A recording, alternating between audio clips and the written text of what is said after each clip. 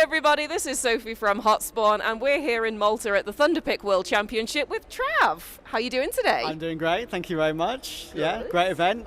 My first time in Malta, and I'm enjoying it for sure. Oh, wonderful. I mean, we've been asking everybody. We've got a pretty banging hotel. Have you managed to enjoy it at all? Yeah, I mean, the view out into the sea is really pretty, yeah, and even the area the hotel's in, I think, is pretty nice. I mean, I actually went to like a little classic car museum around the corner, which is like 5 minutes away. There's a couple of really nice food places nearby as well that cater to my diets and stuff, so really good. Absolutely, yeah. Have you managed to go to Valletta or anything? I've been to Medina, not to Valletta. I went to Medina yesterday, had a little explore around the old town. Very cool, very good views, and that's it. I mean, if you can go anywhere, always go to an old town. Yeah. That's where you get the good stuff. Okay, cool. Let's talk about some Counter-Strike. So, first thing I wanted to ask is, take me right back to the start. How did you first get interested in Counter-Strike as a game? So it's kind of funny. I knew of the game back in like 2012 actually, when Global Offensive came out. It was there available to be played at a Eurogamer event in London. I was too young to play it back then.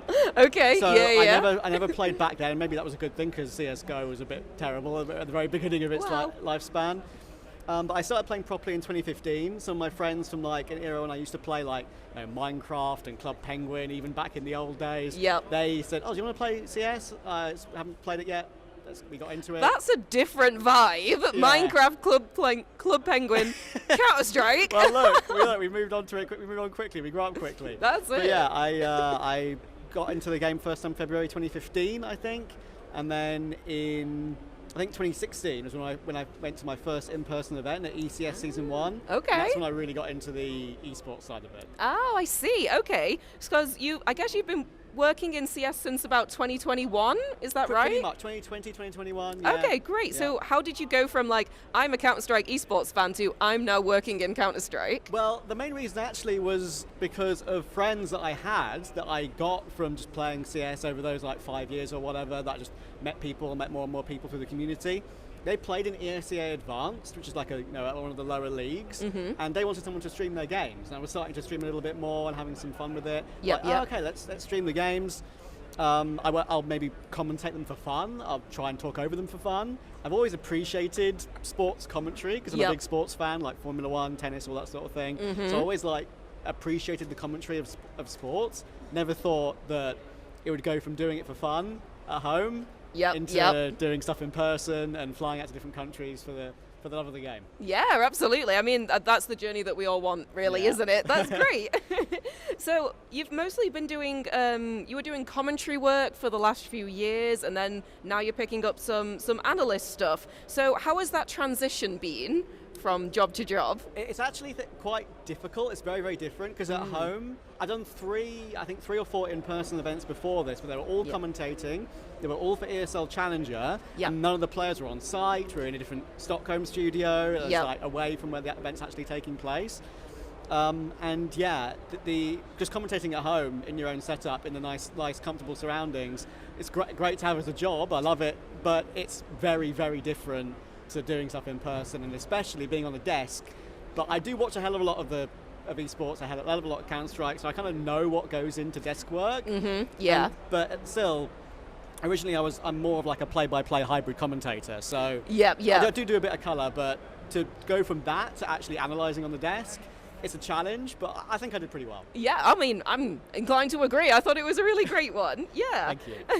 So, obviously, as I say, we're here in Malta for the Thunderpick World Championship, and I believe your work on the desk is done now, right? It is done, yeah. Okay, the first cool. 2 days, yeah. So, what's it been like working at an event of this caliber, a stage this size? I think the biggest change for me, as I say, was just having the players and everyone on site. Yes. Because obviously, going from being like a fan in 2016 to now like being around all the players, it's nice. Obviously, it's like second nature to the big talent members, right? They've been there, done that. They're here to do a job. For me, it's a little bit more exciting because it's a bit more new. Yeah. But the passion is still there, you can really get it. I think in general, I'm relishing it because who knows with how volatile the scene can be. Yes. What you're going to get next. Yeah, absolutely. We take the opportunities where we can, for sure. So, of all the teams that we've seen here in Malta, which team has impressed you the most and why? Well, before the event, I thought the battle for the trophy would be between Furia and Na'Vi. That was my call. Okay, yeah. I do think Venom deserves a shout out because they were so badly, poorly ranked and had such a bad run of form beforehand. To get any results and any map wins at all is a massive surprise. Yep. And I followed them, of course, doing lots of tier 2 work for years and years. And, oh, yeah. And not knowing all the individuals. So to see them actually perform well at an in-person event, which is very few and far between for them from that tier, is great.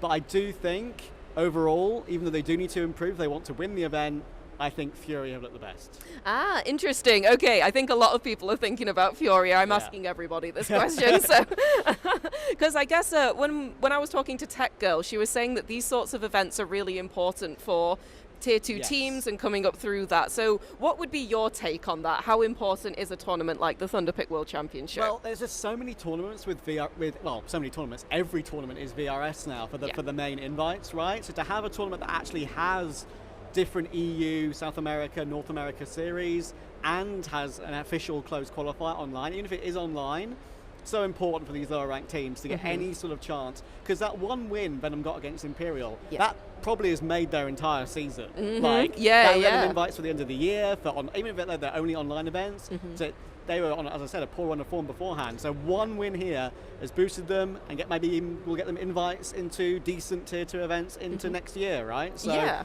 these sort of events are very, very important, not just for the ecosystem and for lower ranked teams, but also for tier 1.5 talent like me. Yeah. Oh, that's a really interesting perspective, actually. I hadn't thought of that. Yeah, that's really great. Okay, so I just had one last question for you. Obviously, we've talked about the teams that have been the most impressive. So who's going to win overall?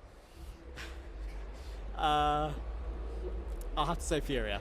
Okay. I think that might be a common answer. Yeah. I'm hopeful for Na'Vi because they've shown definite improvement in the last 2 tournaments they've played, especially at Pro League. Yes. Outperformed Blade's supposed expectations, right? I think I've wanted Furia to be successful for so long, for Keserato and Yuri in particular, because they've only won 2 trophies before. It was only Elisa Espo in 2023, before they won Fisher Playground this year. For the players of that quality, they deserve more in their cabinet, and I think this is one of the really, really good opportunities to get it here. Absolutely. Well, let's hope to see it. Okay, thank you so much.